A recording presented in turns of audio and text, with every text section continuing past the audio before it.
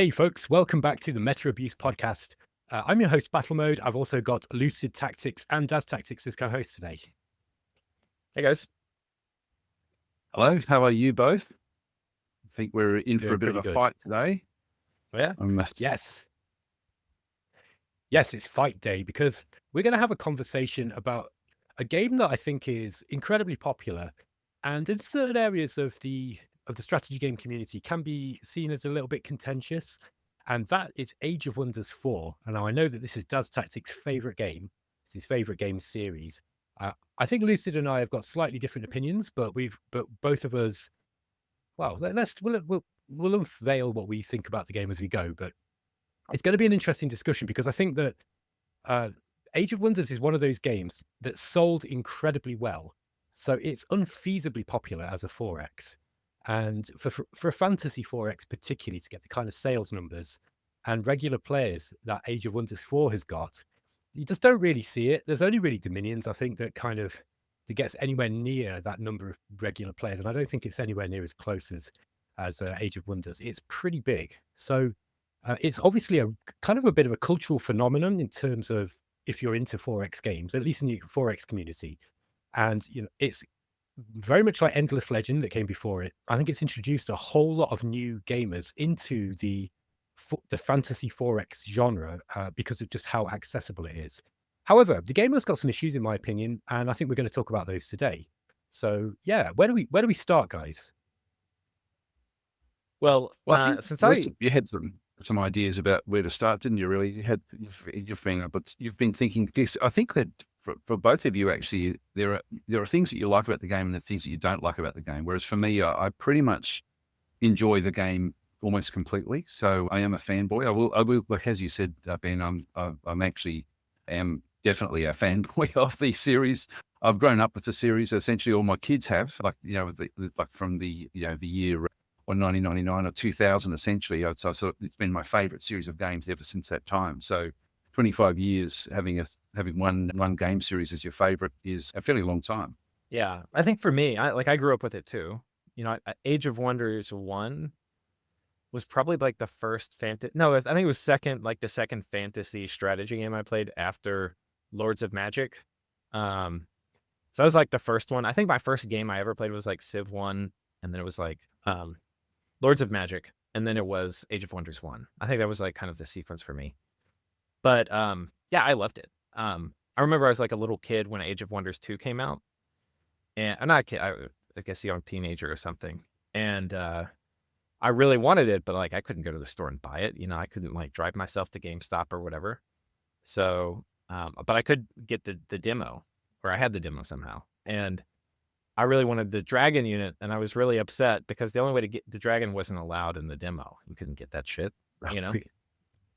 But I finally figured out a way to get a creep that could dominate, and then I found a dragon on the map, and I dominated it. I think it was a beholder or something, right? And I had to like save scum the shit out of it because it's got high magic resist or whatever to actually get the dominate off. But then I had it, and I felt like I was like king of the world in this old Age of Wonders 2 game. But so I love the series. But Age of Wonders 3 was kind of fun for a bit, but it was hard to like finish games or even to play games like out, if you know what I mean. Like I think all these games had issues with scaling. As the game grows and becomes bigger and you get more units, I think that's one of the main issues that this kind of just the core structure and idea of the game has.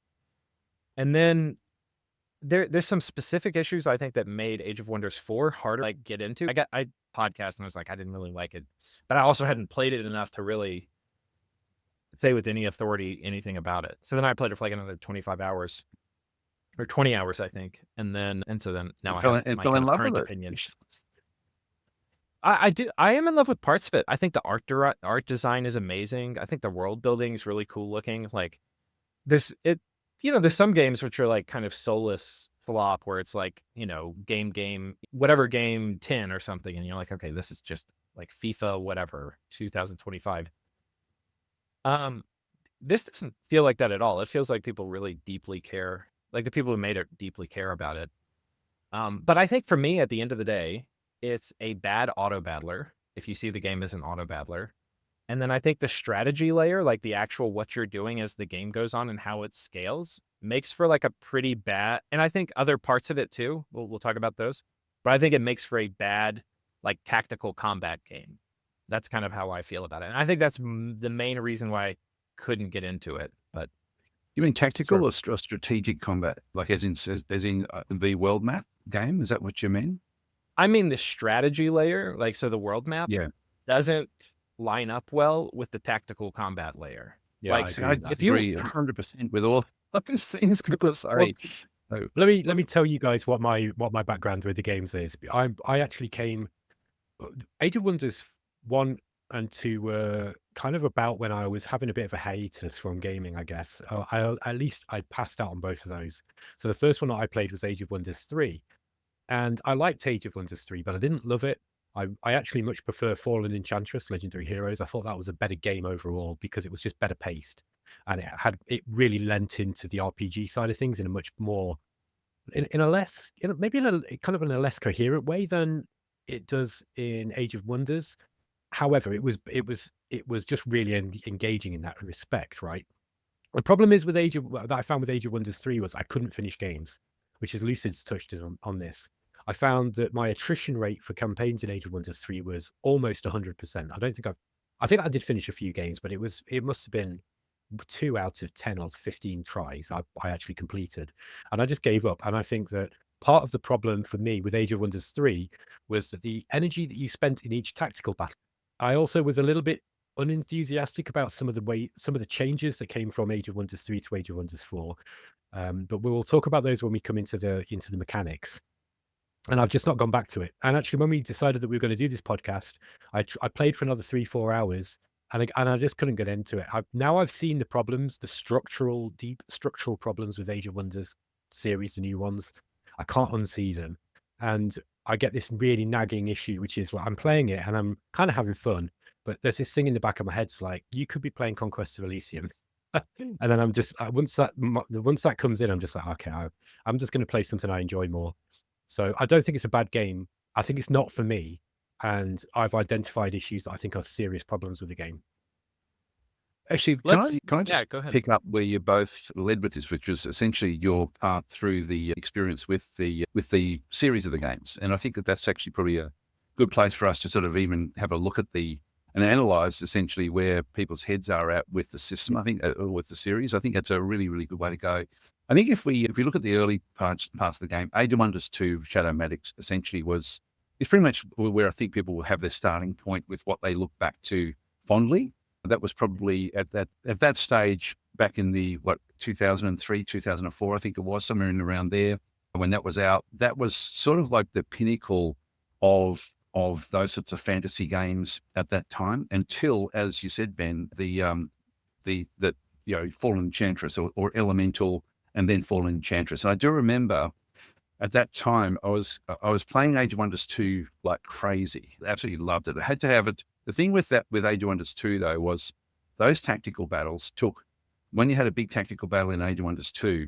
I don't know if you remember this, but you had all the way around the castle could be attacked. You had to defend walls all the way around. You had massive numbers, like incredible numbers of units that you were dealing with. And so a massive tactical battle in that game took hours to play, just the tactical battles part of it. And as Lucid actually also mentioned, the save scumming that you would do in those early games was also really, really high. If you moved one unit, one wrong position in the game, this is pretty much constant throughout the whole series. If you moved one unit into one wrong position, it could destroy your battle, and you could actually lose.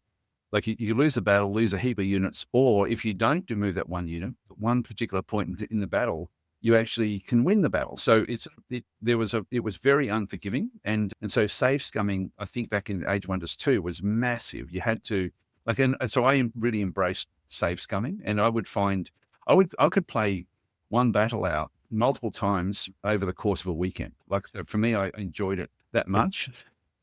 But afterwards, when Elemental was coming, and we knew that was going to be sort of like the Master of Magic, it was based off Master of Magic, but then the IP didn't come through, so they made their own version, like Stardock then started to do Elemental. When Elemental launched, it really was, in my mind, going to be the game that replaced Age of Wonders at that point, because Age of Wonders, there's no news about Age of Wonders being developed or anything along those sorts of lines. And so when Elemental and then Fallen Enchantress, which improved Elemental was pretty much, a poor version of, it was a poor game when it did come out. It was very, very poorly, I wouldn't say balanced between the units, but just as a game, it was unbalanced. And so it was resurrected through Fallen Enchantress and became a great, great game in that series. And then finally after that, we then ended up getting Age of Wonders 3. And so Age of Wonders 3 was then when I stopped playing Fallen Enchantress pretty much, or I still was playing both games, I guess, to a degree. But Age of Wonders 3, I didn't like Age of Wonders 3 when it first came out for many, many different reasons. And so, but I warmed to love it. But that's actually where my hatred of halflings comes from, is Age of Wonders 3. I absolutely hated them when they came into the game. And there was a lot of things like that. So with Age of Wonders 2, I needed to have it very heavily modded to make it fun to play. For Age of Wonders 3, I had to completely have it modded. I've got, I think, 14 or 15 mods in my mod collection to make Age of Wonders 3 fun to play, but I did enjoy it with those mods. What were the things you had to like? What were the main things you had to mod out, you think, in 3? Well, the first one that comes to mind is halflings with their luck, the luck aspect, which is just it stopped it being tactical, and then you had a massive luck component added to the game, and so that for me just destroyed when you had such a game that had such strong tactical play. Like, and for me, it's still the pinnacle. All of these games, like all of the Age of Wonders series, the tactical gameplay has been the top of my experience with any game in terms of tactical combat, just the way it sort of is played out against the AI. So I've always really, really enjoyed it. But I did find the luck aspect was then you suddenly had this thing where the random number generator suddenly had a massive role in a game that it hadn't had before. And so I hated it, absolutely hated it. And to the point where until there was a mod to fix that, I didn't play it. I kept on looking for the mod, but eventually someone made it. And then it gave me fun to play the game again. So Age of Wonders 3, that's my most played game, actually. I've got 1,400 hours in Age of Wonders 3. I've got, and then Planetfall came after that. It took a fair few years. Planetfall, I was thinking, what the hell? Why go to space when Age of Wonders 4 could be being built? So there's interesting also the reasoning behind making Planetfall, which we can go into, I guess, a bit later on. So Planetfall, I really quite enjoyed. I thought they fixed a lot of the problems from Age of Wonders 3 and made it into a very, very engaging game. I think that the way that they scaled down the tactical battles from the earlier games worked very, very well in Age of Wonders. Well, Age of Wonders 3 started to do that, but Age of Wonders Planetfall then took it even further. And then finally we get Age of Wonders 4, which for me is just one of the most perfect games ever built. Because it's I can see Lucid there giving a face, but I think it is just incredible, like that game. And again, if we have a look at like where they went with Age of Wonders 4, they knew that Age of Wonders 3 wasn't received all that positively from the original Age of Wonders community. Age of Wonders 2 was considered the pinnacle of the series. So it was still, people looked very fondly back on Age of Wonders 2. And I mean, we spoke about this before we started recording. Like, I mean, Age of Wonders 2 was sexy, Age of Wonders 3 was drab. And then all of a sudden we get Age of Wonders 4 again, and Age of Wonders 4 comes back being sexy because it's looking back, it actually was built more off the lore and the structure of Age of Wonders 2, but with the lessons learned from Planetfall, which I think that's why it's just the perfect game. What do you think were the lessons learned from Planetfall? Well, the Planetfall Planetfall was a skunkworks for Age of Wonders 4. I didn't realize that until Age of Wonders 4 came out.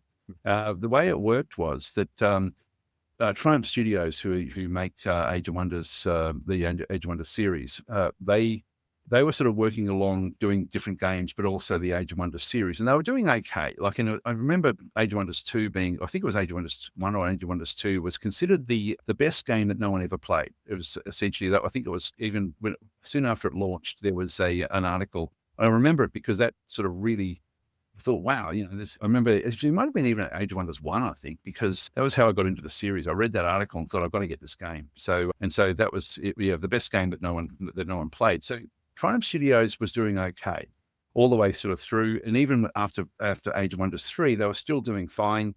They were limited with the amount of DLC that they brought in. The DLC was meaningful. And then all of a sudden they decided to, I'll say that they went into partnership with Paradox Studios, but in essence, Paradox became the owner of Triumph. But the way it was structured was that when they were going to be building Planetfall, there was actually, because everyone that loved Age of Wonders was concerned about it having the DLC bloat of games, for example, like Europa Universalis and games like this, where you end up with so much DLC, it becomes sort of a bit meaningless in terms of the DLC.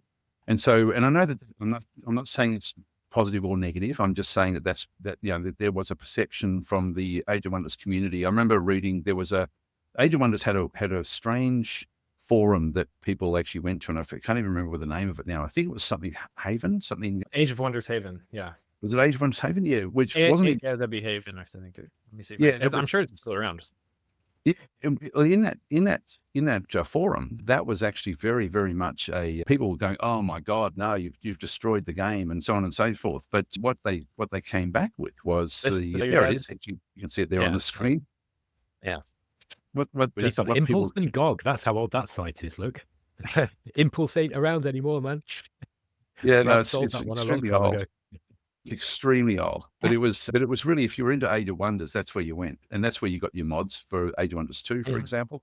So this is a very, very old site, but people, the developers would actually be reading these forum posts as well. Anyway, when they went with Age of Wonders, Age of Wonders Planetfall, their agreement with Paradox was that they would actually be in control of the DLC, and they made a commitment with Planetfall to only do 4 DLC. That was all they were going to do. And Paradox agreed to that. And so Paradox became essentially the marketing / administration arm of Triumph, and Triumph just became the development studio. And it worked very, very well, I think with Planetfall, the way that it was structured, because Triumph was still sort of had complete creative control over everything that they were doing. And they just to track forward, the DLCs would come out. I forget how often the DLCs would come out for Age of Wonders Planetfall, but it was like about every 6 months or so, or even longer. And they built the four DLCs, and at the end of it, everyone's thinking, we need more, one more DLC. But what we didn't realize until Age of Wonders 4 came along was that Age of Wonders Planetfall was a test bed for them to test all these new mechanics to bring into Age of Wonders 4. And so they tested all these different things, like with the province systems and the changes to combat, how they fixed up flying, because flying was overpowered in the early games. So they completely looked at the balance of everything in Planetfall to build Age of Wonders 4. And so that was actually the idea. But the difference actually with it now coming into Age of Wonders 4 is that you can actually really see that Paradox and Triumph are now really sort of working together very heavily on the actual creative direction of the game as well. And I think that also works. It means we have a lot more DLC, but I don't think it's DLC bloat. I found every single DLC, without exception, for Age of Wonders 4 to be meaningful and impactful in the game, and extremely well balanced, extremely well done. And I was a bit worried, I've got to say, when I saw how often they were going to be releasing DLC for Age of Wonders 4. Like it's about every 3 months, I think. It was just crazy quick, like the way that they were going to be doing that. And every single one of them, as I say, without exception, is a really, really good DLC that adds a lot to the game. So that, I think from that sort of history of the game, when we end up where we are, I think we really do have like a game that has gone back to its roots, back to Age of Wonders 2, to actually get its lore, to get the meaningful characters from that era. If people who played Age of Wonders 2 a lot, I think will actually love the fact that they're seeing their favorite characters from that era back in the game, like as in the wizards and things that they're sort of working against. I just think there's so much to like about Age of Wonders 4 in what they've actually done. And I really like that they use Planetfall as a skunk works to actually build the best of, with Age of Wonders 4, to test the waters essentially with those different mechanics. And they certainly did change them, like when they found that they could do something a bit better with Age of Wonders 4. And so there was a lot of lessons learned, I think. So yeah, for me, it's just an incredible journey for the game, but also an incredibly positive result. You see, I think Age of Wonders 4 was a step back from Planetfall in a lot of ways. I know this for a fact as well, because I quickly identified with Age of Wonders 4 that I looked at the amount of sales that it had, how popular it was. It did really, really well. But I tell you, it's one of those games where a huge amount of people bought it, but there's not that many people playing it. I think the attrition rate for players on Age of Wonders was much bigger than other games. And I can't remember exactly what it was, but it was the amount of people who bought it compared to the amount of regular players they get is actually quite low, a little bit low. And can I just address that a little bit? I think that's the Paradox interactive effect. I think that the marketing that Paradox does is incredibly strong, like incredibly powerful. Yeah, I was just going to say that, and I think that the game did extremely well at the start because of the marketing. And I think the marketing way that and I've got to say, having sort of been on the periphery of that as a content creator, and sort of seeing the way that it was organized, it was amazingly well done. I've never seen anything like it. It's really just incredible to see the organization, the structure, the planning that went into it, the whole lot. It was very really powerful. It really was. But even just the way that the guys in Explorminate. The guys at Explorminate were creaming themselves over this game.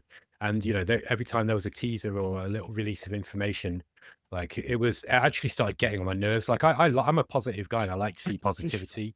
But, when people are just so like, oh my God, I can't wait, scream, it's just like, come on, guys, we're adults here. I was starting to I found it a bit cringe, but that's how powerful the marketing for that game was.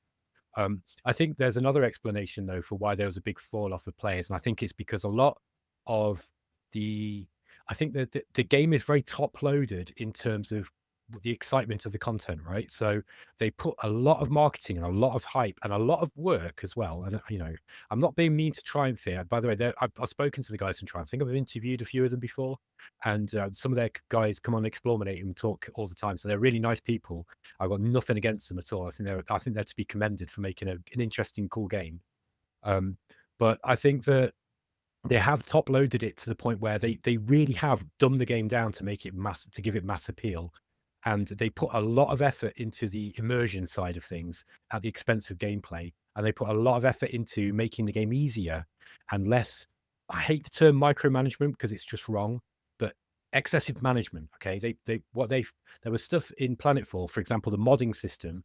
I loved in Planetfall. That was one of the things that kept me playing the game because every single of your okay, so the modding system in Planetfall is where each of the units that you recruit for your armies could be kind of individually modified with these kind of researchable weapons or abilities. Yeah, that was a good system. And they all had their own upgrade path. And there was these, it was really interesting because you could build each army to complement one another and have to work on these synergies, and it was super complex. And apparently, no, too odd, can't understand it. So they made it much more simple, and they got rid of that. They got rid of the modding system, which was, and the equivalent of the modding system in a fantasy game is Magic. Now, Master of Magic had this right from 1993 or whatever it was, 94, where each individual unit could be buffed with a spell, and there was a spell upkeep cost on that unit, and also obviously there was a limit on the amount that you could have. But if you wanted to have a whole army with fire swords, for example, you had to individually click on them all, cast fire, blah, blah, blah. Now, Master of Magic had its own way of limiting this by having an amount of, I think you can do this in Age of Wonders too, but the amount of spells that you could cast per turn is also limited. But apparently that was too much for people. And so they took that out. And now instead you get this kind of global enchantment thing where all of your swordsmen have fire swords now, which is completely reduced the amount of complexity in the combat, because you can't now build that. You've got to pay this global upkeep cost for a general upgrade to your armies in general, basically. Whereas before you could really okay, I've got this guy who's going to be on the front. He's got the special defensive stuff. Then I've got this support guy who debuffs with a certain thing, and then this other damage type, blah, blah, blah. And you could really, I could really get into the weeds of it. And I think while that does run counter to the problem that I had with the game becoming a little bit too intense in the tactical combat, at least the tactical combat was really, really fun. And you had that meta progression. It's almost XCOM, for XCOM, like meta progression, as each army, you could like build them up and develop them, and you start caring about the individual units because they were actually unique. Whereas Age of Wonders 4 has shifted all of that gameplay-based customizability into what I see as surface level aesthetic stuff. So it's very, very heavily based on aesthetic changes. So you could be frogmen, you can be mole men, you can be, but there's not really a real big gameplay reason to be any of those things. It's just kind of surface level. Now I know that they did change this a little bit later on and giving people the option to actually have statistics that were tied to the different races. But it doesn't. What I'm trying to say is that they've made the game.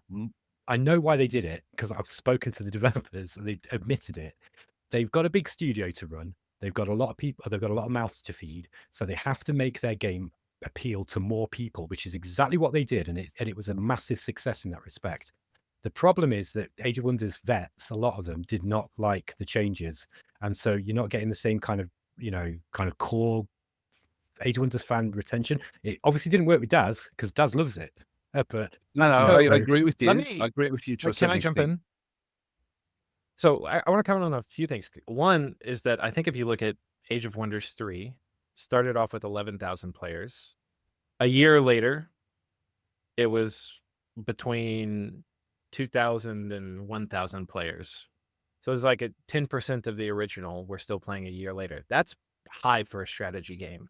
Yeah. If you look at Age of Wonders 4, a year later, where are we? July 24? This launched with, I think, 40,000 was the peak, but I will call it 36 or something. But a year later, we're at 2,000. Apart from the DLCs, which always boost. Apart from the DLC releases, but which is why they do it. You're at 1,500 or something. So it's 3x the sales, or probably even more. But it's only 50% more player retention in the long term. There's not like a ton more people playing. I think it's interesting, but I just wanted to kind of say that since that was in reference to some of the things we were talking about with player retention in the different games. Yeah.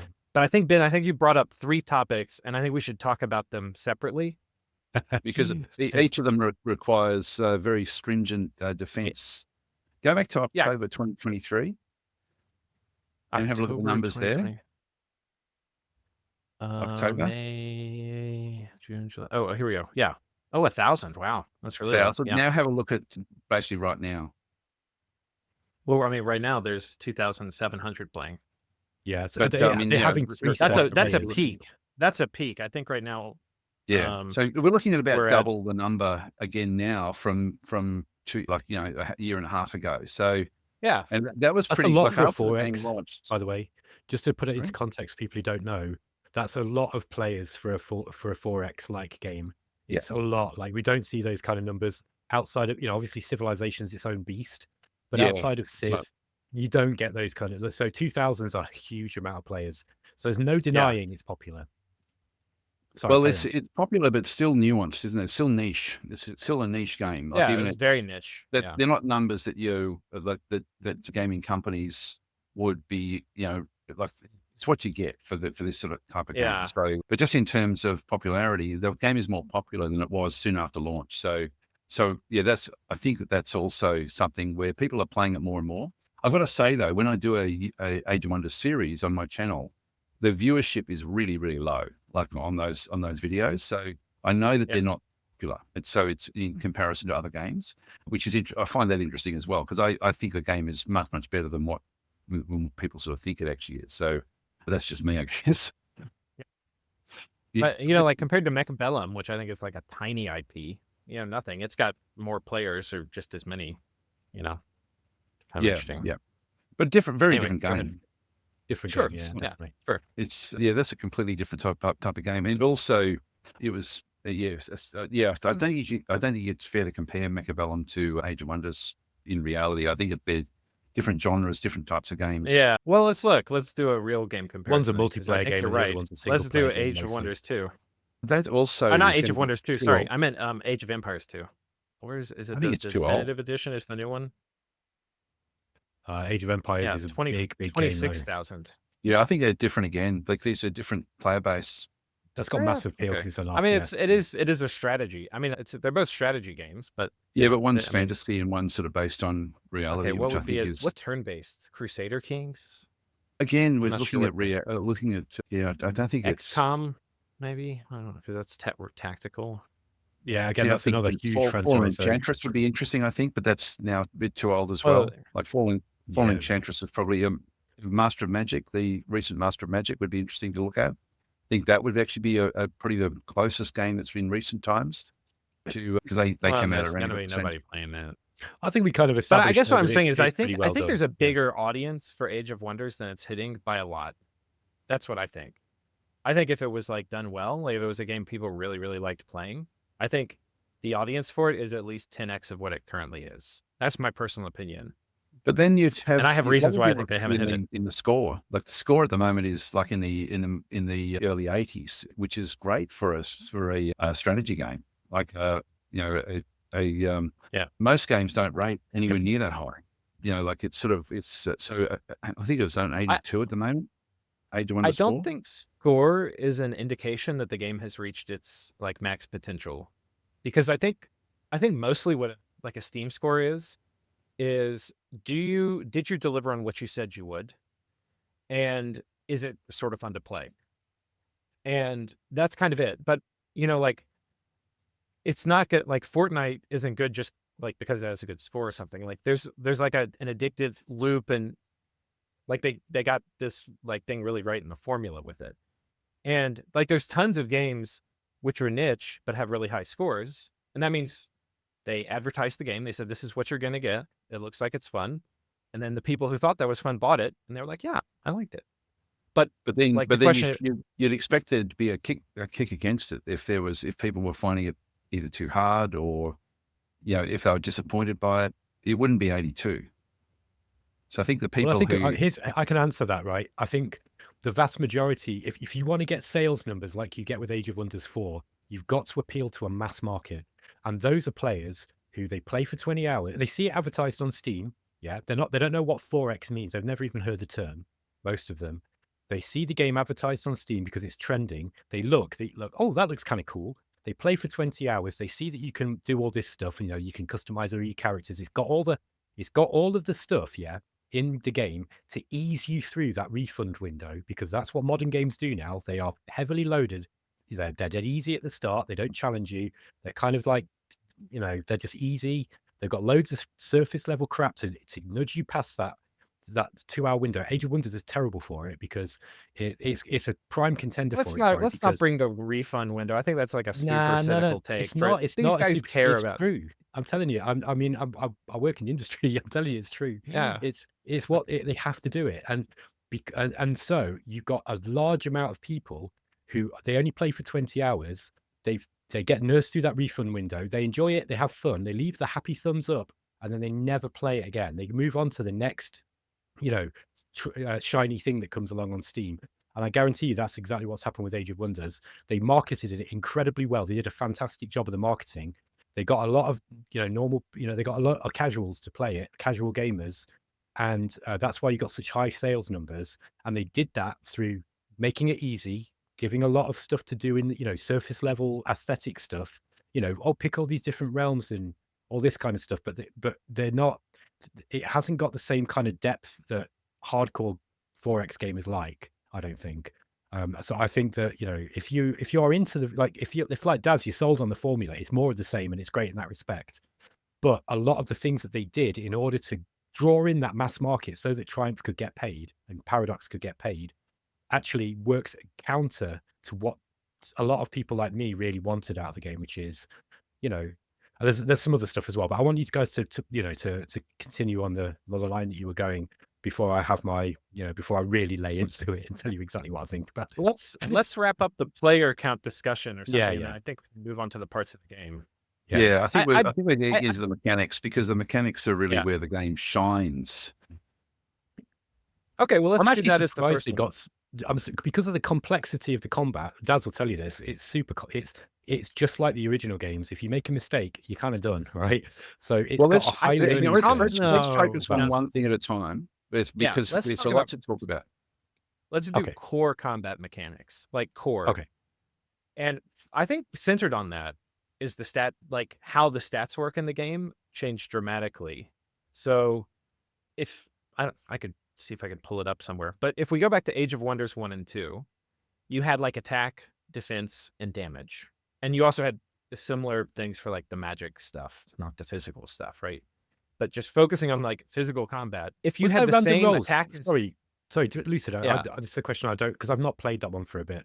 Is it randomized or is it all deterministic? Is yeah, it dice I'll rolls? explain. Yeah, it's So it's dice RNG. rolls.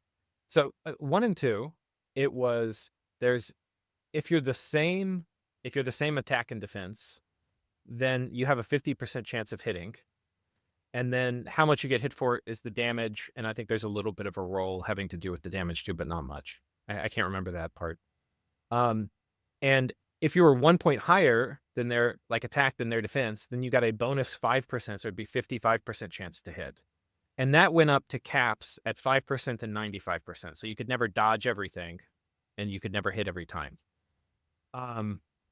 So if you had really high attack and defense, you would, you'd be almost immune to being hit by stuff. Skip forward to Age of Wonders 3. I think they get rid of the whole idea of this hit thing, which in some ways, there's things that I know Daz probably likes about that. Like we're moving away from randomness. It's a strategy game. Like we shouldn't have a ton of dice rolls. I hate that. And I can see that too. Like like Battle for Westnoth, I fucking hate the dice roll thing. Oh, of that. you got to play it now. How long since you played Battle for Westnoth? No, I like it. I haven't. I mean, did they get rid of dice? Yeah, you can play it where it's actually completely deterministic now. Oh, really? Oh, Yeah, crap, I'm gonna have to try it. I it's didn't know actually Anyway, that. Damn. Okay, well, I'm gonna go try it. I mean, there's so many ways to play that. It's so many moddable. It's moddable, so there's tons of. It's moddable. mods But what for they it. did was they brought in the mod that people were playing to get rid of dice rolls, and it's now Yeah. core. It's now a big part Oh, of it. good. When you play a campaign, you basically have that as now the default. I think. It's been a little while since I played it, but I was looking for the mod. I remember going. So sorry about the deviation, but I remember getting it, looking for the mod so I could actually get rid of the dice rolls, and couldn't find it anywhere. Started playing the game and realized it was just part of the game, and then looked it up and thought, oh, actually, it's been put in there.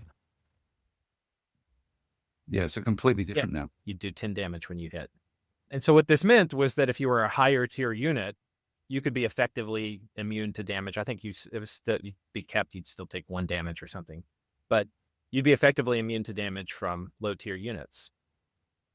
And then in Age of Wonder 4, they switched where now everything's just percent reductions. So now like defense and HP are basically the same thing. It's just effective HP now. And I think, in my opinion, just the core of the stat system has gotten it to where there's not really, like, it just has become like 10, 20% buff stacking. And occasionally there's like a 40% buff stacking. And you're just trying to increase your DPS number by like 10 or 20 more percent. And you're just trying to increase your effective HP by like 10 or 20%. And I think if you compare that to Dominions, where like units are actually very varied, and like you want different units for different jobs, and like there's a lot of thought that goes into it, I feel like now it's just like this, like you have effective HP sponges and you have DPS generators. And then I think I want to keep the magic battle enchantment. Like we should have a whole separate thing where we talk about that system, because like comparing that to like Planetfall mods and stuff, I think is really interesting. But I think when you add in the battle enchantment thing, which is how you get a lot of these 10 or 20% buffs, but they affect everybody, it's just like you have this like whitewashed combat system where there's not really, like, sure, it's interesting to move things around and kill stuff, but I don't think there's really much tactical nuance. Super interesting. Oh, I do. I completely disagree with that. I like, as Okay. we knew that going to be where draw lines in the sand, I guess. But I find the big problem that I was going to talk about, and I was going to add it in just quickly because it's related to what Lucid said. Just because Daz, I think you'll want to respond to this, and it's likely to be a similar response. But I've been saying for quite a long time, one of the big turns off for me for the modern Age of Wonders games is that nothing really feels that scary or threatening in it. So, for example, I'm going to use Conquest of Elysium, the other Illwinter game, as an example. In Conquest of Elysium, right, you can come up against something which can just obliterate your army because you've not thought about what the counter is for that, right? In Master of Magic, in the original game, let's say that your enemy came up with something like flying invisible warships, sprites, right? Fucking So- sprites. Yeah, so sprites, right? Any flying unit. So if you had a flying unit attack you and you had nothing that could attack flying units, you're going to lose. Now, that's not very fun for a beginner, but once you've played the game a few times, you start to realize, oh, enemies can potentially do flying units. Therefore, I need to make sure that I build the archer. Yeah, that's the counter. But what they've done now is they're just like, oh, well, flying units are not very fun for new players. Oh, yeah, that Steam refund window. Damn it. Okay, let's just make it so that all the flying units have gone. Now, they still pretend to fly, but actually they land on the ground. And so there's no, you don't have this lethality anymore. So in Conquest of Elysium, you might come across like a necromancer. He's got the death spell. And if you can't deal with the death spell obliterates like 20 or 30 units every single time it's fired. And it will eliminate your entire army, like just 3 or 4 turns, it's gone, right? But there's counters for it. And so it's a bit of it's one of these things where the game becomes a bit of a knowledge check, but that's part of the fun because you're like, he's got death spell. Well, I know that I can counter it with this, or I've got another tactic. There's nothing like that in Age of Wonders anymore. There's nothing that feels threatening or dangerous. They've taken out all the hard counters. And as Lucid said, it's all just different damage modifiers, buffs, fire damage. This one buffs against fire damage. And you can't they don't even add anything where you can kill stuff in one go. It's like they like even in Master of Magic, you had spells like Crack's Call, which had a 50% chance of just killing a big unit. It's almost like players are too attached to the, my unit. I don't want my unit to have any chance of dying. I want to lose because I made a tactical mistake. I think you're off theme there. I'm just going to, sorry, I've got to interrupt you. Sorry, there go on. Anyway, carry on. You're both saying that it's a dumbed down tactical game, basically, that is just using a brute force sort of system. And I still am surprised by the AI in Age of Wonders 4, by the different types of attacks it can do, the way it can actually sort of I find it so immersive, the tactical battles. I understand what you're saying about the flying units, but that was Age of Wonders 2. Age of Wonders 2, you could actually have one flying unit and kite your way around and absolutely demolish the game. And so it was completely unbalanced the way it was sort of played. That's not quite true. But there's a counter for it. No. So there was only one flying ranged unit that was the shitter. No, right? You could still just kite around and avoid combat. So you could end up with and if you couldn't beat a battle, as long as you could sort of weather the storm of arrows initially, you could then just fly around and do nothing and just be chased around the map until however many turns, 30 turns or whatever it was, had run out, and then it was a draw. But the AI wouldn't fixing that without removing flying units, is what I'm trying to say. Yeah, you can have it like, okay, they did that the rule is just to remove the mechanic. That's what these games developers are doing now. Well, but the idea behind flying units now in Age of Wonders 4 is that the flying units can actually flank you, and so flanking is a massive yes, the combat. It's the combat and the nuance within the combat in Age of Wonders 4 that I find so interesting. So when you've got a flying unit, do you fly over the enemy so you get the flanking attack, and then expose your unit to then be flanked in return? So you've got all these different choices that you're making, and even though the flying unit is back on the ground again, I don't have a problem with it. I can see why people would, but I actually don't. And I think that in terms of all of the other variances that you can then bring in with the spell system, I think is interesting. Trying to sort of freeze a unit, for example, where you can then go past I think the zone of control system in Age of Wonders 4 is great. And that really only comes about when you've got units that are strong melee type units. I find that even the way that the range units work, where you do need to have a strong melee front, range units in behind, flying units still are very, very powerful to get those flankings. The flanking is how you get your kills, basically. They've actually changed the whole way the whole damage system works in Age of Wonders 4 fairly recently to make sure that a unit won't essentially be one-hit kills anymore. So it now takes a fair bit of combat before you actually start to have immediate losses, because that was frustrating for people. Like the fact that you'd actually move a unit and you can still be killed in one turn, but it's sort of nowhere near as prevalent as what it was. So I think, and in terms of the map is just so important that you actually control choke points, that you control, this is in tactical battles, not just in the strategic map.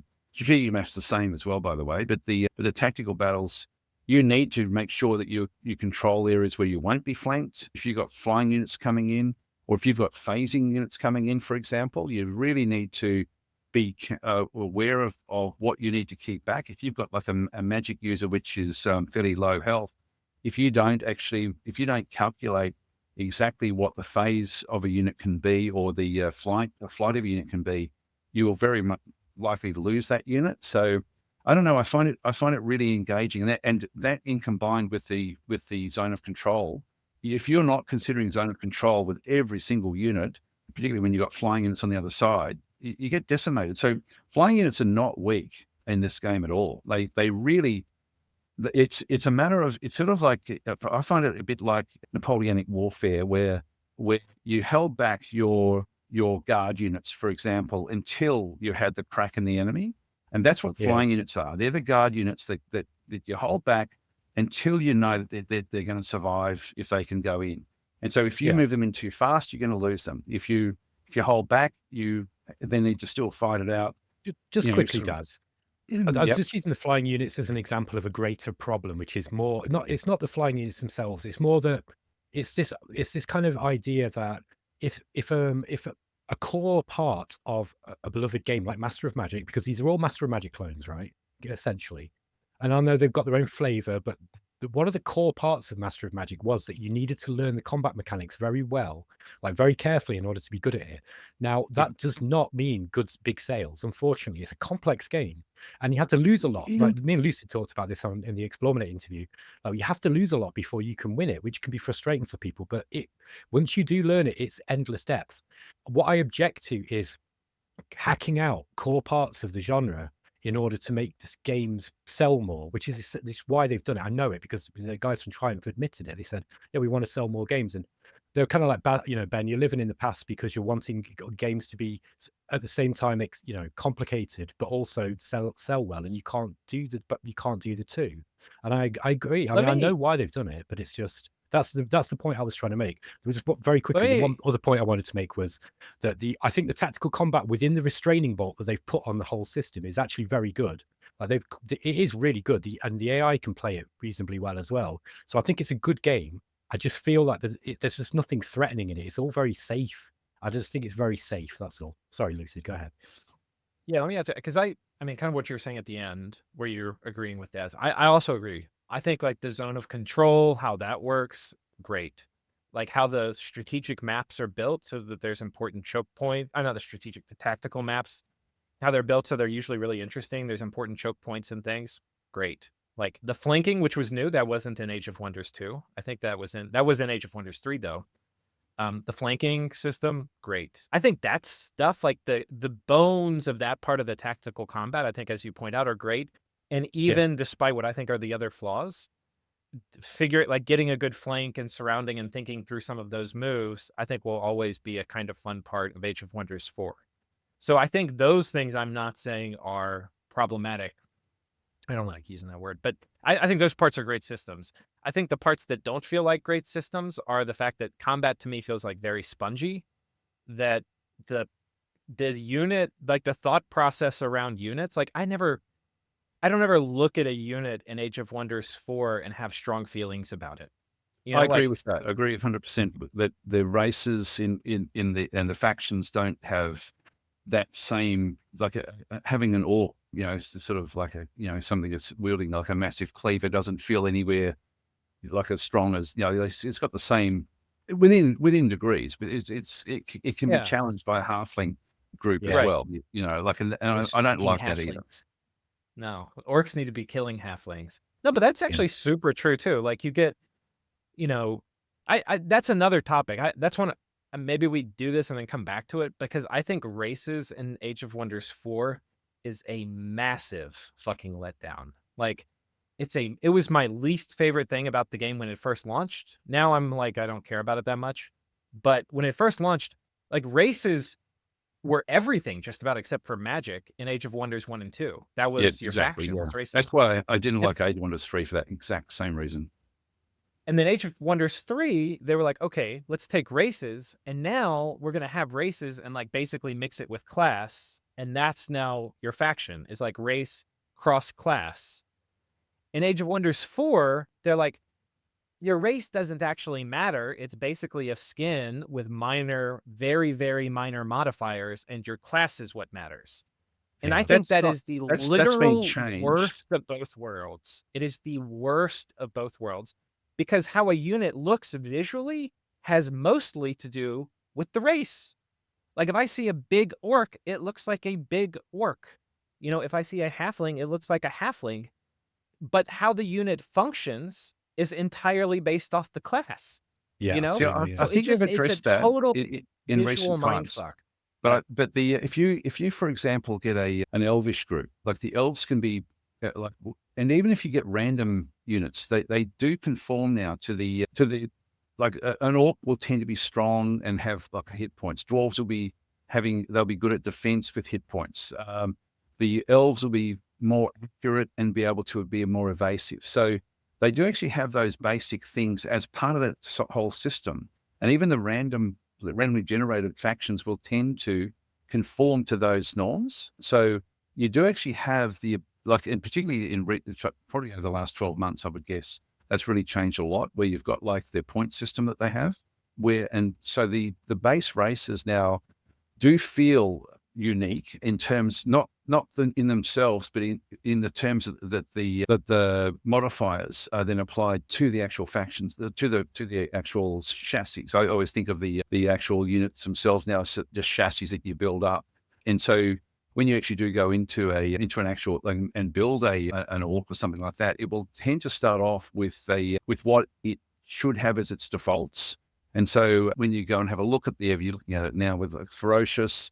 And so there's 3 of them there, strong, and this are on a point system as well. And so you've still got nuance. Like, for example, the elves are just the elves, except you can have high elves, you can have wood elves, you can have dark elves, and you can do all those things within the system and make them extremely engaging to play. And it's very, very different. The elves are a good one because of the changes you can make.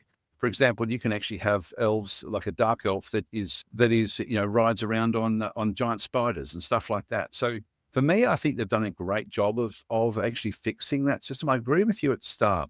It was actually very bland, but now it's not. But Des, like, look at this with me. Like, am I on crazy pills? Magic attacks deal plus 15 damage and plus 20% accuracy on physical, ranged, and magic attacks. Yeah. And then which means that you're then more likely to build magic users and range units. Right. Yeah. Which which is fine. That like if you're going for that kind of build, you would pick it. But like they don't, like, if you have a swordsman, the elf swordsman is going to do basically like the orc.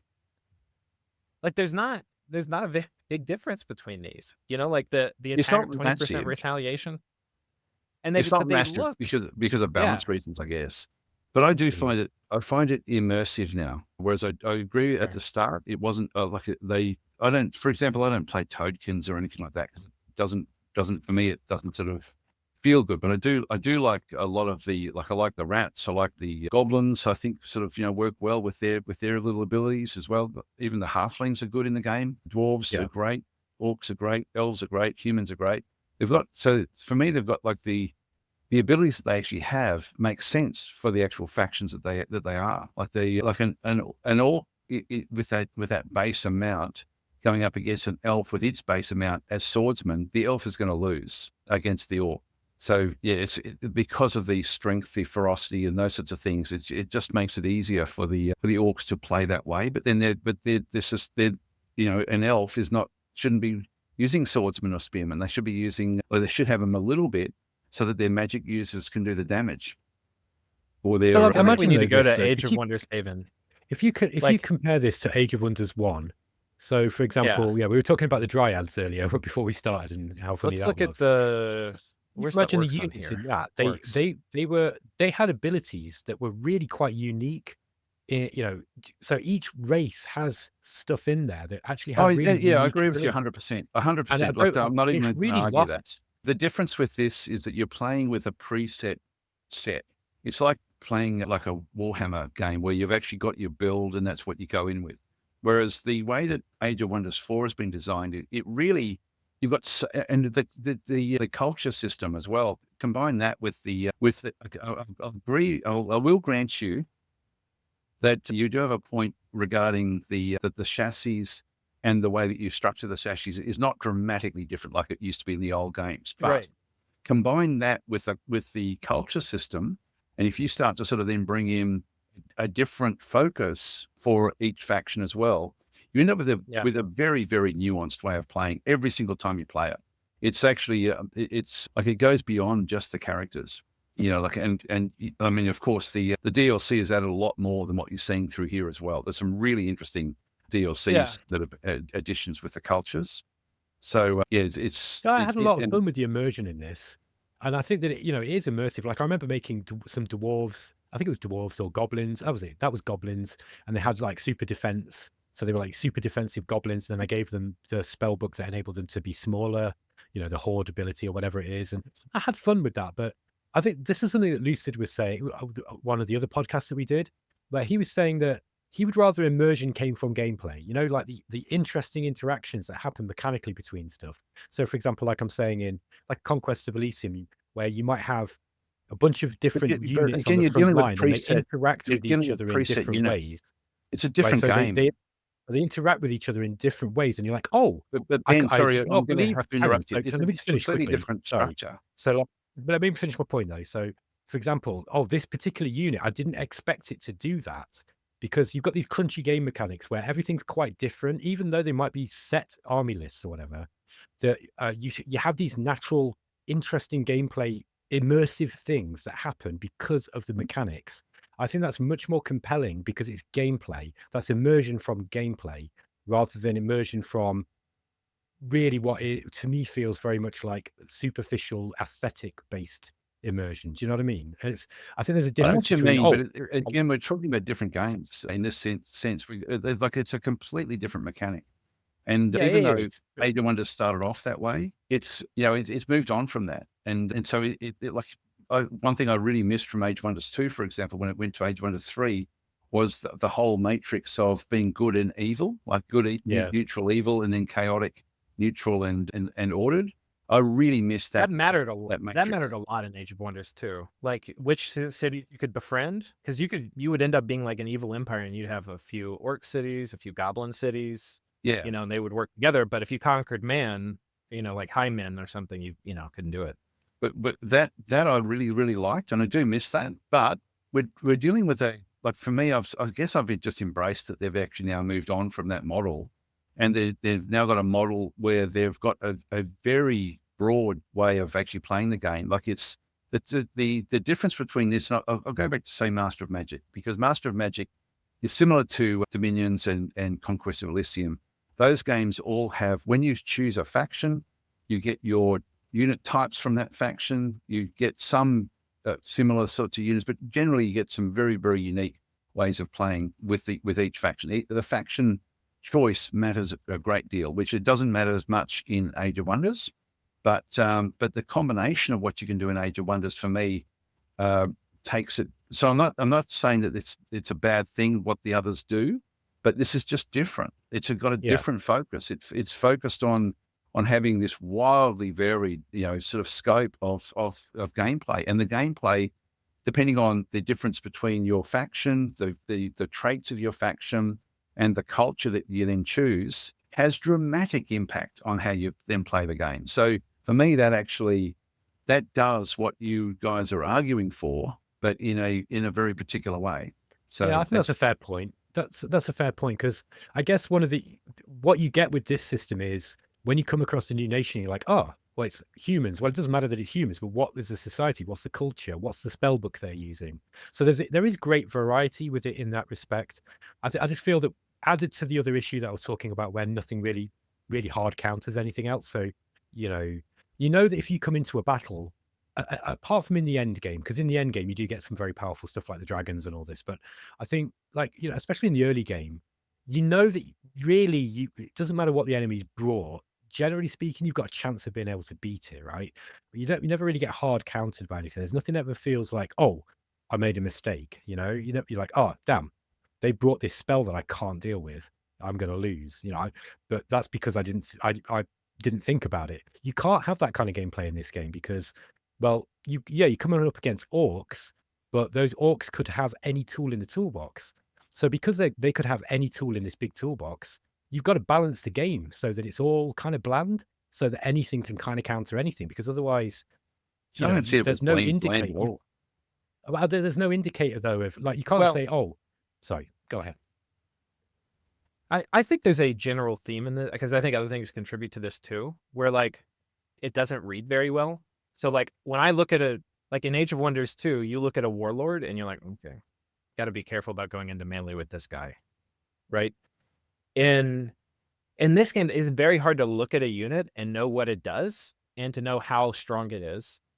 Part of that is because the race thing, I think, is a huge like advertiser of how something looks, but it doesn't really have that much. It doesn't communicate very well what the unit does. And I think the other thing is that I think this is interesting because I'm glad y'all brought up Planetfall earlier, because as the game goes on, how a unit performs mostly has to do with the magic you pick and the buffs you put globally on things. And that doesn't give any visuals. So you don't look at units and really know what they do, because by the end of the game, it's like a build your own unit, where really 80% of the unit is stuff you picked along the way. And they're really hard to like visually read exactly what they do. And they tend to just be kind of like HP sponges anyway, with like different DPS modifiers. Like, are we 80% DPS or are we 120% DPS? And do we have 140% HP or do we have, so that's one thing, is the visual read, I think, is like very hard. And I think that, and it's easy to be like, okay, visual read, what does that matter? I think that's world building. Like when I look at a big fucking dragon and it takes out my whole army, that's world building. When I look at a big orc and it hits just as hard as an elf, basically, but like 20% less, so like visually I can barely even tell, that's anti-world building. That is de-immersive. It takes me out of the game. So I think that's like a really important visual aspect of it. The other side of, I think, the like build your own thing, which is sort of the direction they're going, like customize everything, is that like customizing everything tends to like these kind of like bland accumulate buff builds, which I think tend to be like really boring in games. I think it's usually much more interesting, like the way Planetfall did it, quite honestly. Or because, I mean, also, if you look at some of the old Age of Wonders 1 and 2, some of the best strategies were like building a hero or something and putting all the buffs on them and items, and then you had like an invincible unit that could go kill whole armies. And some of I think that's like too far in the other direction. I think that's not really fun, but I think like the idea of having a limited number of buff slots per unit, and maybe the tier of the unit could help determine how many buff slots there are, which basically this is the Planetfall system for mods, right? And you get to put the mods on, and then you have real choices. It's not just about stacking things to oblivion. And especially, I think this is easier to pull off with spells than with mods. You could have like visual representations of spells. Like if you have flaming weapons, your sword flames. So now there's only 2 buffs on a unit, and if I can visually see the buff and that helps communicate to me what's going on with the unit, it reads visually well, and it's like really interesting. It's not just like keep painting like a late game battle in Age of Wonders, especially if you watch like multiplayer. It's just like people stacked 1,000 buffs on things and you have no idea from looking at a unit what it does. You just have to sit. If you're actually playing, you have to just look there and read and see all the little things on it. So I don't play Okay. multiplayer. I think for me, that would be just something I would never do. But it's just funny because when you're describing that, I'm thinking the game has what you're saying. Right? It's what I think Ben made a point early on that he didn't like the fact that you got rid of mods. They got rid of mods from Planetfall and have now got a thing where when you upgrade a swordsmen, all your swordsmen get upgraded. But that does keep the system. Like, I also find that tier 1 units are still useful in this game right to the end of the game. And I love that. That was one of the problems with Age of Wonders 1 and 2 in particular. I agree Age of with Wonders that. 3, they tried to fix it a little bit. They didn't really do it. You still end up with your doom stacks of your manticores or whatever it might be. And that was all you ended up with in Age of Wonders 3. In Age of Well, it's Wonders fixed in 4, Planetfall, you need though. a balanced force. And the They balanced fixed it in force. Planetfall. Sorry? And they fixed it already in Planetfall, and then they took. Well, that was the skunk then works for they. Age of Wonders 4. That's what I mean. I Like, just don't understand. they made all this stuff from Planet 4, Yeah. remember? Let's So, let Daz so finish cooking. Sorry, yeah. Yeah. when we go through the, if you open up the information, like in that screen that you've got there, if you can actually open up the information and go to the units, Like a unit? Oh, so the no, so encyclopedia. where you were. If you Okay, go and have a yeah. look there under units, and actually it's not, no, that's the actual particular unit itself. There should be a list that you get of the tier of units that you get for cultures, and which are your base units. And I think you want to be in the encyclopedia. Yeah, right? that's You want right, me to go to this unit thing. Yeah, okay. Here we go. So, and then if you go to units, you can then go and choose the culture that you want. So, for example, if you choose feudal, which is, I guess, the most basic one. So you see there that it's got like tier 1, 2, and 3 units back and through there, going up through the list. Every culture has got its own nuance in that sort of sense, where it actually has those basic tiers. Then you enhance it beyond that to go to tier 4s and tier 5. So the tiers are the important things. Your tier 1s and 2s will always be basically the same across everything. The tier 3, 4, and 5s will end up being the things that really enhance the gameplay and make it very, very unique. So when you start to play the early game, yes, you are playing with stuff that's similar.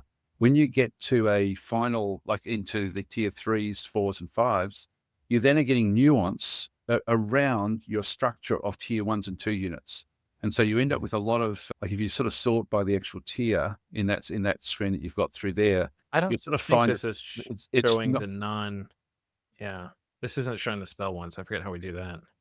Yeah, so there is a way to actually sort of have it filtered by the race, the faction you're playing, the abilities they have, the different tomes of magic that you've actually introduced as well, because they also introduce very, very unique units into your actual mix. So you end up, for me, it's actually something where you do sort of get that modding system through the actual system using the tomes of magic, because you start to then structure. If you want to there you go, Warbreed, Tome of Devastation, that gives you a tier 4 unit. So I think it's a tier 4. Yeah, no, that's a skill level 6 actually. So this is a high level unit. And so if you head that way, you start to then build.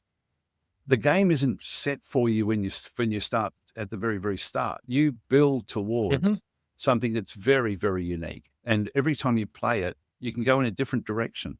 Like, for example, if you decide early on that you're going to start to go and play as a necromancer, you've then got to go down and get all the tomes that enhance that ability. So you've got that ability as well. And so you can be a necromancer from any of the factions.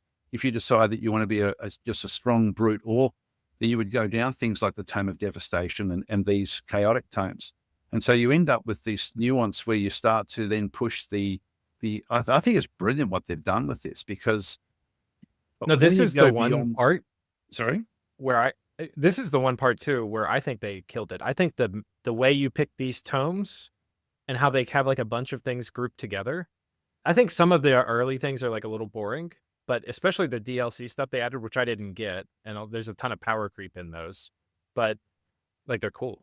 I think these tomes, I think how they did the research and stuff is really cool. The part I don't like is how it's just this massive buff stacking for infinity for like actually, all the things. Let's look at this with a bit more nuance. See the flame burst weapons there? That flame burst weapons is devastating if you then combine that with other magical abilities that you pick up from other tomes.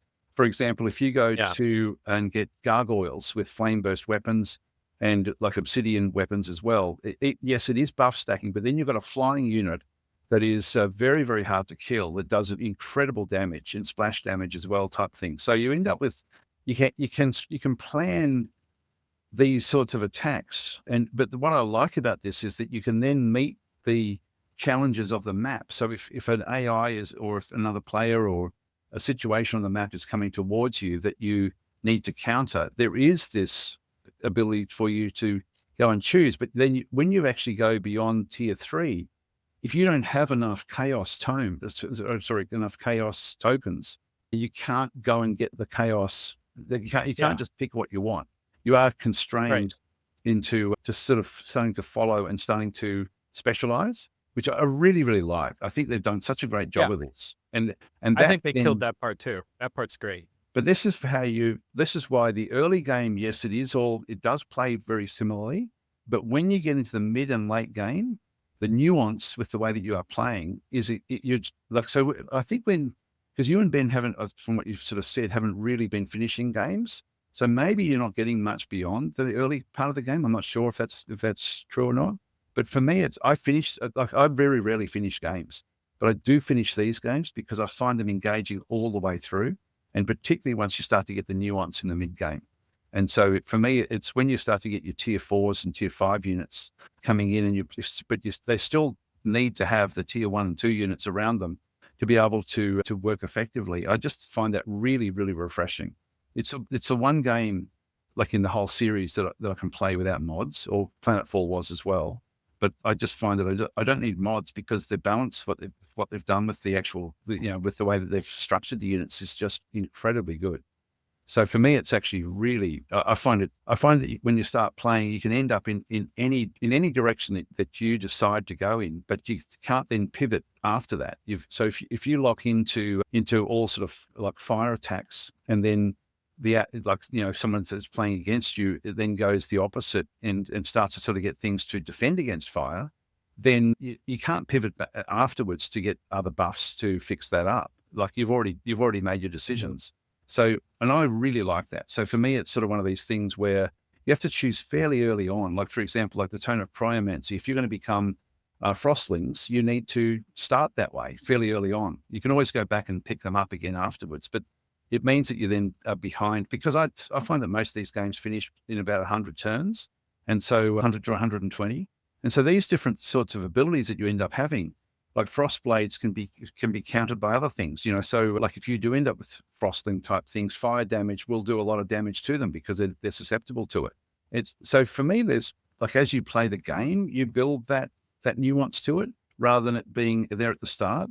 And I can understand what you're saying about, I would also prefer to have orcs with orc units, like as in massive units that are constrained to just being sort of like almost like melee and some nuance to it. I would prefer that, but that's not what we have. What we have is a system that is incredibly broad and can go into all sorts of different directions. So for me, like I can embrace that this is what this game is, just as I can embrace Dominions or any of the other games, or Master of Magic, for example. I love those games as well, and I embrace that they don't do that.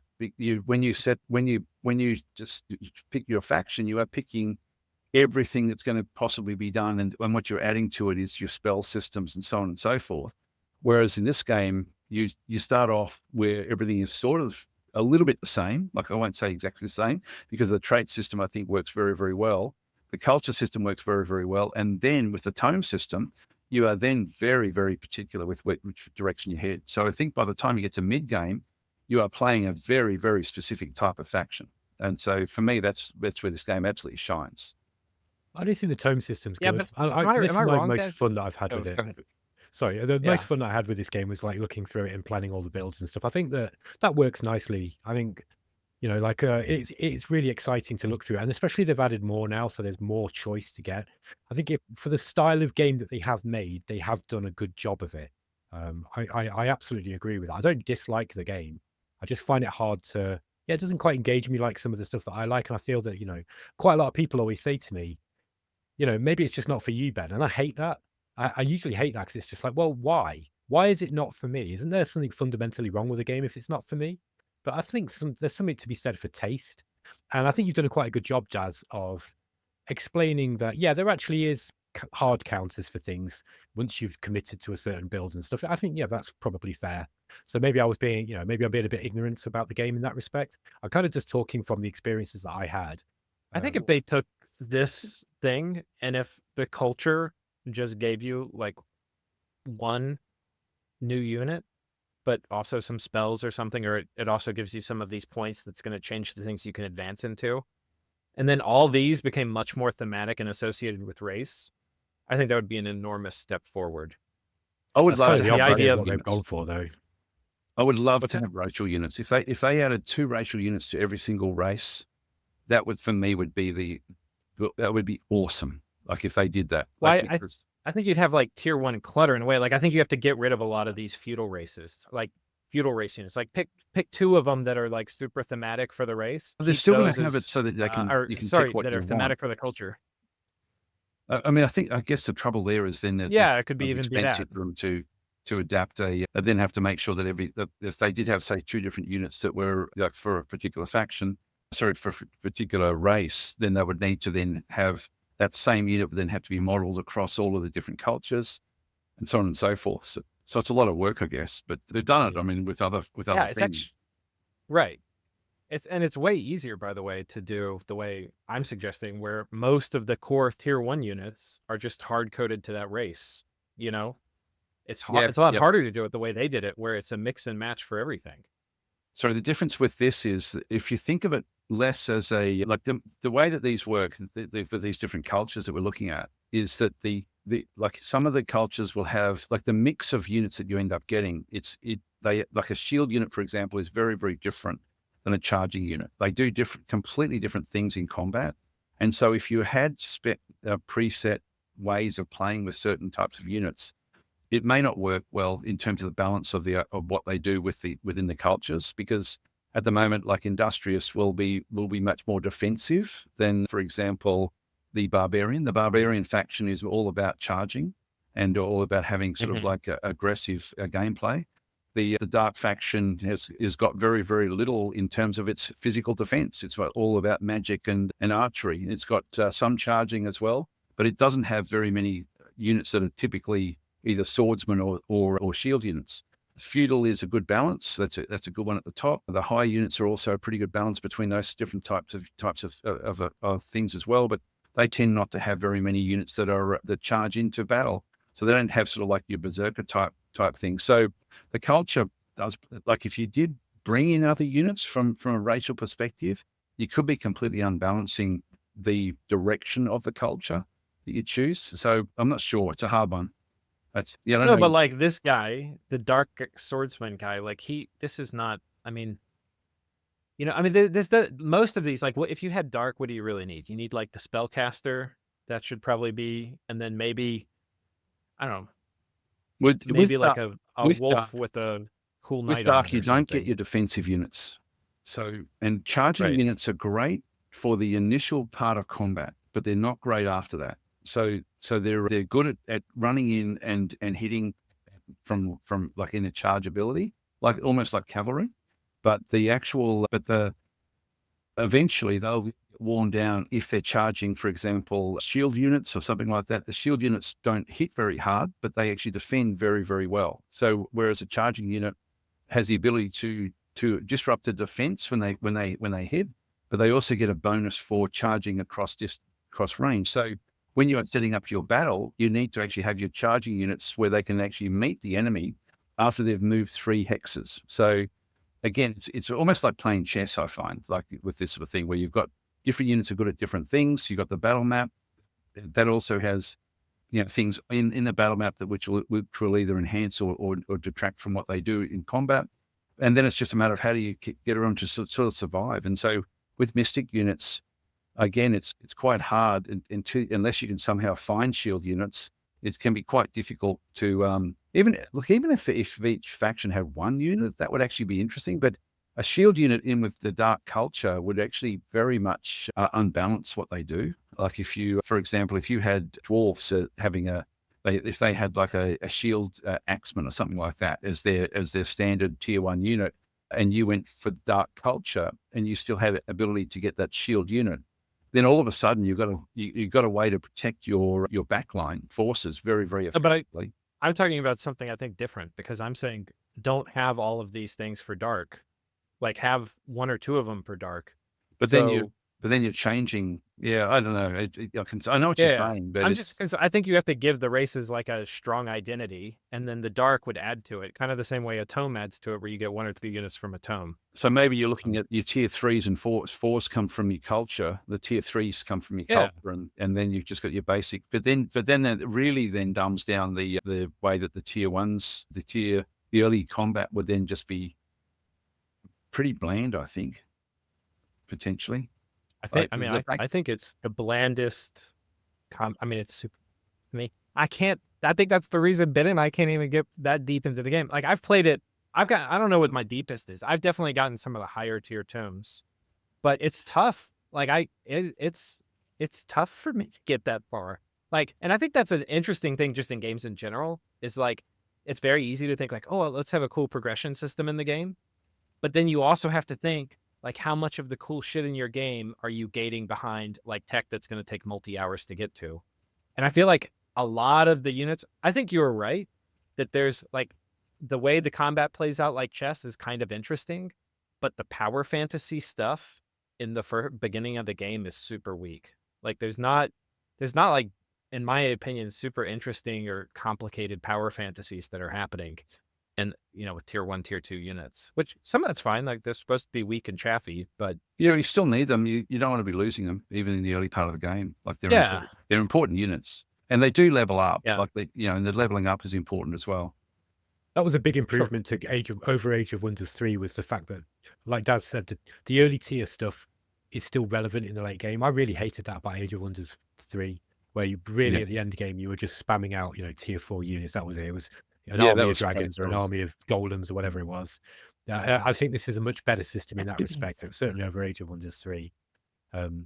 Yeah, so it's I will funny admit, because sorry, I was going to say quickly, whenever Daz talks about it, he talks about the game so passionately that I really want to play it again, because I'm like, I must be missing something. Oh, look, I've tried there's each multiple their times own. I now. mean, it's a series Yeah, of games that I've always loved, and sure. it is my favorite series of games. So I am a fanboy. So I'm guessing I'm just looking at the positives with it, but I just love it. I just love how immersive it is for me. And I love how different it is every time I play it. I just love that aspect.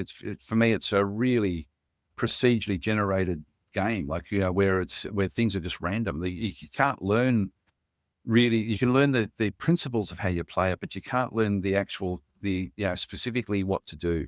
You have to learn, and I love that. I love that aspect that you've got to learn how to defend. You've got to learn how to attack, because if you do it wrong, you're going to lose. And I just find that aspect of the game, and the fact that it's just such a beautiful game, because it is a beautiful, beautiful game, the way that they've It, sort of done it. it really is.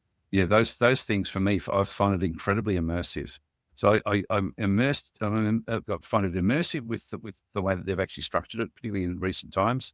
I find it beautiful to play, and I find it energizing to play. The colors that they've used when you play the game, I can play for hours upon hours upon hours with this game. Whereas most other games have sort of got like drab colors and things, and I just find I get drained by them. Whereas this game, I just absolutely love it. Just the whole subconscious aspect of it. It's just a beautiful world that they've created.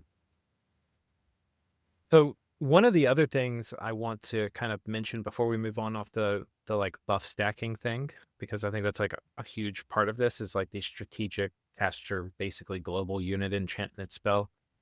I think that, which turns into like a build your own unit thing, if because the value of the unit by the end of the game is largely based on the buffs you pick to put on it. I think one of the problems with that, and I honestly, if they put slots and you can only have X number of slots and you get to pick and choose, I think that solves a tremendous number of problems. One of them is, if you have all of these buff stacks that can happen, you have to be really careful as a game designer about like how strong they are, right? Because if you have really strong buffs and you can put 10 of them on a unit, it's going to be a really strong unit. Well, it's got to be But if you risky. limit it, right, if you limit it to 2 buffs, you can have way stronger buffs, and you can have like stronger counters. Like, let's say somebody does the fire, they have the fire counter, right? And you're all in on fire. You've been going up the fire tree. Well, maybe there's one buff that you can get that's not fire related that'll really help if your guys have gone, the enemy's gone anti-fire or something. A Luster of Magic like 30 years ago, which is you also there's a risk because you put all your eggs in one basket. So if that unit does die, well, you've lost a big investment, and there are spells that can just debuff you, like bosh, immediately, done, all of them gone. So there was a risk reward Well, that there was a risk reward by adding this global enchantment. You can't target one enemy unit because that's the tough unit anymore, because they're all they're all kind of the same, right? So by homogenizing everything, they've actually reduced the tactical nuance, in my opinion. yeah, I think so too. Yeah, I don't know. I see. Again, I see that we're talking about two different types of games. We're talking about a game like a game system where, where again everything is set up uniquely. Whereas we're dealing with here with where we're talking about with cultures, and the difference here is the culture defines. Well, it's even the class of the units is actually spread across. There's a combination of culture and traits essentially with the faction. So I don't know. For me, I just think we're talking about different. We're talking about a system that it's not as if we can introduce that system into this game. It's just not. I don't think that's a fair thing to be saying. I think the reason why they did it, in fact, I know the reason why they did it was because people complained about having to individually buff units. That's why. It was because they were getting complaints about micromanagement. That's a valid reason. Yeah, but the problem is there was more elegant ways of dealing with that problem than just chopping out half of the game system. That's right. Do you think people complain about mods? If I can just address that, sorry. Yeah. Because I've only got about 15 minutes, I've got to get going. But the thing that they've done with exactly what you are wanting to do, if you look at the character system now for the heroes, that's what they've now got. That is now so nuanced, the way that the updates are done. Like when you choose a class of character, it's no longer bland and broad. It's now very, very refined. You have to go and get specific benefits. Do you get benefits that are going to apply to your whole stack? You're going to get benefits that apply to just your one unit. Are you going to build a strong fighting unit or a support unit? And so but they're defined by the class that you choose. So if you're an archer class, you only get archer class style of benefits. So they've really improved that aspect. So I think what you're saying, the heroes are great now. It is there, like it is there. It's just not there for the mundane units. And even in battle, the mundane units can be buffed, but you don't do them. You don't buff them. I don't think you can. I'm not sure if you can buff them outside of battle. But when you come in, you do actually have those choices. So that's true. Yeah, that's true. I think that we're actually, in one sense, I think. Yeah, there are a few. To be talking about that. We're going to have to do 2 videos, by the way, because we've not. A part of the issue with this game, for me at least, is the strategic thing. We've not even talked about the strategic map. So I think we're going to let's switch to that.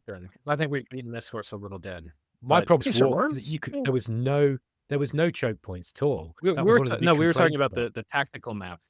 The tactical maps. So in the strategic map, there's no choke points. There's you can just walk over the mountains from the choke points.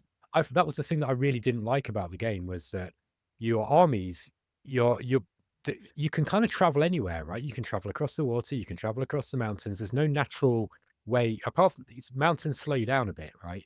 But there's the maps aren't really made, like they don't generate so that there are choke points that you've got to fight over. You can always just walk around people. So it's a kind of, I don't know, I just found maybe this is I think what you're saying, if I can actually try to just put what you're saying into context, because the battle system chooses the highest rated 3 stacks from within a range, it means that you can actually have a range around a point and you still end up with a battle that isn't really just a 1 versus 1 type battle. I think that's what you mean by the lack of choke point. I agree with you with that. I mean, physically, the maps. I agree with you, Ben. I agree with you. Walk over. Yeah. And that's what they fixed it with that. With the the ability to draw in other I like that, by the way. I think that's cool because I do too. I like the system. It did help to fix that problem where people would you were just kind of running around one another. Now you can space your armies out so that they cover more terrain, but it's a bit of a band-aid feeling. I mean, look, I think the maps look beautiful, and apart from the very high mountains, generally speaking, if you want to get somewhere, you just got to march across it. So I don't know. There was a little, again, I think it's a bit of the disconnect between what you're seeing and how it kind of works. You know what I Yes. mean? See, what you've got road building. Road building is important. You've got buffs as you sort of playing through the game. You've got buffs that then aid your road walking. So you've got things where, and it can be really important when you're playing against higher level AIs and stuff to make sure that you can very quickly move your forces. So having the ability to actually move your main stacks across to a threatened area is critically important in the game. And but you do actually, like if you've got mountains around you, that does form a natural corridor of where enemies will come at you. So you can very clearly see where they're going to come, particularly when you've got the three different layers. You know, you've got the underground, the above ground, and then you've got the umbral layer as well now, which has come into the game. And the points between those areas, like, you know, the access points are definite choke points. And so you've got to sort of maintain all that as well. For me, it's actually the mountains really slow you down dramatically unless you're playing as dwarves. And so it's one of those things where I don't see it as being just a big hex based thing where you can just go anywhere you like. It's actually very hard to walk across mountains, but it is easy to have a stack where you can actually make sure that you've got like three strong enough stacks to be able to fight pretty much in most fights. So you do end up with largish battles depending on where you're going. It's a real shame that we've got such a limited time, because we've basically focused on just sort of 10% of the game for an hour and a half. There's so much more to talk about in terms of this, you know, particularly the strategic side of the game. What do we do a part two? I don't know. Is there enough? I mean, I think people. but Yeah, it- I think the things we need to talk about still. I think we've talked a good bit about the combat. We've talked about the races. I think everybody agrees the magic research was kind of like a highlight for them. I think that part was great. the The Imperium enchantments, I think we're a bit system as well. divided on. The- I think the- people like the heroes. Yeah, heroes are Um, great now. Yeah, I I like the think heroes. a in it as well. huge part of the problem is, like, if you're building an auto battler, you want your units to be like sort of expendable. You know, like you kind of just are making a lot of units. If they die, it's not a huge deal. If it's like a tactical game, these tend to be like very snowbally, where it's like, we don't want to lose a single unit because they've got experience on them and things. I think that's sort of like a conflict. And like, I think also if you make an auto battler, because I think this is an issue. This maybe is what I want to talk about. I don't know if we're going to have time to talk about it, but I think if you make a good auto battler, the thing is, for an auto battler, you want to have some control. Like, if it's an auto battler, what's my job as the player? It could be to pick the units in the army, but it could also be to tell the army what to do. Like in Dominions, you have a lot of controls. That's probably too many for a game than a game like, like Age of Wonders 4. But it would be cool if you had more influence over how a fight played out. If people are like, Age of Wonders 4 or Age of Wonders 5 is going to be an auto battler, like, then make the auto battler really fun. But there's like a lot of ways to interact with it. a major focus of the whole series has been the tactical battles. So Yeah, they I wouldn't do think that. auto Right. battle is just something that is on top of the tactical battle system, whereas Dominions is an auto battle system. The thing is, the reason why you've like Lucid noticed this, where I think he was telling me about it anyway, that the meta for playing multiplayer is very different to the meta for playing single player Yeah. because of the way that the auto battler works, right? And because most people don't want to be playing out every battle. Now, the design for the single player and the design for the multiplayer has to be homogenized between those two extremes in order to accommodate these two play styles, right? So But Hank, what this do you think the this is- player base is for multiplayer with this game compared to, for gonna be example, tiny. Dominions? It's small. I bet See, it'll be, Dominions has it'll, got a there's very prob- high multiplayer. there'll be component. about a couple of dozen people who play regular multiplayer. Yeah, so around. I don't think you have to. Yeah. I actually wish But that they they wouldn't do. even consider multiplayer, to be honest. But I I think think they it's- have. I guarantee it.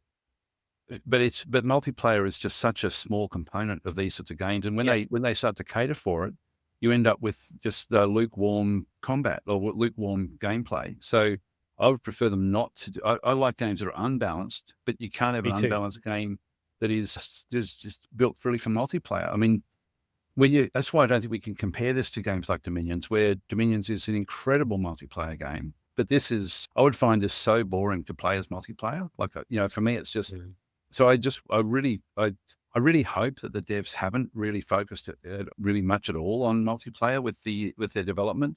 I hope it's not something like that add in. So many developers there's a very vocal minority of multiplayer players for some games that end up Yeah.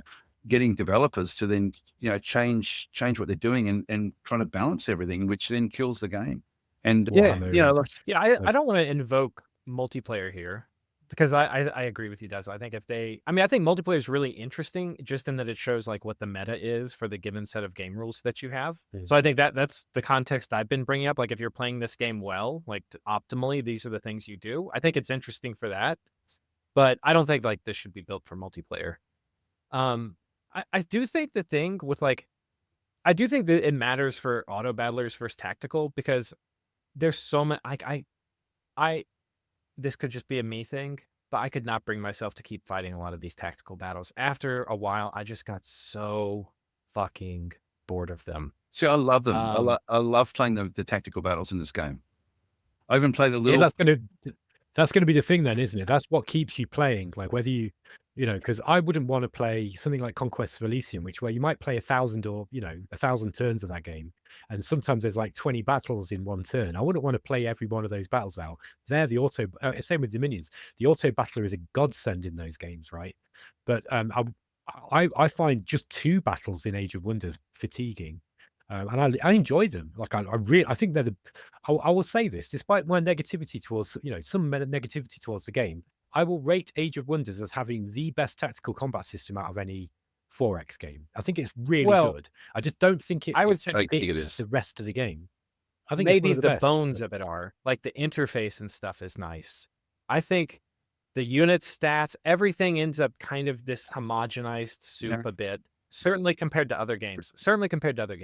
Like But the thing with it is that you bring your stacks in. You got to design your stacks so that they're effective, and then so if you have an unbalanced stack and it happens to be one of the 3 that gets chosen in the battle, like for a large battle, that you've got to there's so many different choices before you even start the battle, and then the battle itself it is like a game of chess. Like it's one bad move and you're done. And I find that and what I do like is that they really embrace that the player replay the battle. Like, if you make a bad move, at that point, just restart because you're screwed. You can also, the thing I like about it is you can save. At any point, you can say, okay, I'm going to save this turn, and if I screw up from this point forward, I'm coming back to here and I'm going to kick off from here and try something different. And you learn so much about the game by doing that. Like it's the best way to learn to play Age of Wonders because like when you sort of describe the battles as being sort of like fairly bland, like it's sort of like saying that chess is bland in comparison to World of Warcraft or something like that. It's sort of it's bland in different ways, but that's actually like you've got like we're talking chess is only popular because we've been playing it for 2,000 years. If somebody invented chess today, nobody would play it. 0 people. It's only because it's got the prestige of like you're super smart if you're good at chess. If somebody invented chess today, nobody would. Yeah, play I know. If nobody computers, you're right. But in this case, you have a system where you have a game that says like that's complex. That it is a complex game to play. It's a game that is hard to master in Age of Wonders 4. If you move something just 1 hex where it's not going to be as effective as it could be, that's the difference between winning and losing. And so I love that aspect about it. It's actually something where by replaying your battles, you actually learn those things, and it does take a bit of time to get into it. So there is a barrier, I think, to actually play the game well over time. Because of that, you've got to think very defensively in terms of the actual tactical battles. You've got to make sure that you've got those, like you've got at least 3 strong stacks and possibly 4 or 5 so that you can actually replenish your forces if they take losses. So to go on the offensive in this game, it takes a lot of preparation and planning and then moving. And then you've got to still be able to move and come back on the strategic map to face any threats that might come your way. And they do come your way. So I think the game is just fantastic the way that they've actually done it. I think that like it's a work of art, in my opinion, with what Triumph has actually done with this game. I think to make the tactical combats fun, the units need to be significantly less spongy, so much more lethality. I think they have to redo the They stat actually wind system. that back. They actually found that people were actually complaining about the lethality. Yeah, So that's that's well, common I- though. I don't Were think you that's complaining about lethality there? Sorry, I Where- didn't even notice did that you they think it was- changed it, to be honest. I just was playing it and I didn't even realize that they'd done it. So it was a subconscious thing for me. And I don't mind it. I didn't mind it before, but I now can see it. Now that I'm conscious of it, I'm thinking it's better what they've done, because it means that you've got multiple turns to then do things rather than having one turn and you're wiped out. And so that's actually really quite good. Yeah. I mean, there's have run all obviously the time, guys. So a Goldilocks zone. Okay, yeah. So I guess we're out of time. Maybe we have to do a part 2. So yeah, thank you, Ben, for having us. Well, no, Yeah, thank you guys. I only introduced myself as the host just because I'm speaking. You really, all three of us are the hosts, so thank you. Yeah. it's And good to thank have you a for robust enlightening discussion. me. I can't believe Thanks for- yeah. I just can't believe how off theme you two are. Oh, you have to straighten us out next time. No, it's good though, because look, every time I speak to, because I watch Daz do live streams of this occasionally, and or talking about it, and I always get inspired to play because he speaks about it so passionately, as I said, and I think it's good to hear robust criticism of the game. For all the reason why I give this game the shit that I do is because I think the series could be superb, but I just don't. I feel that the obvious need in order to make more sales for Triumph and Paradox has resulted in a game that doesn't appeal to me as much, unfortunately. So that's my main gripe. It's just the nature of the business is making the games not really where I wanted them to be. However, it is a great game for the style of game that they've made.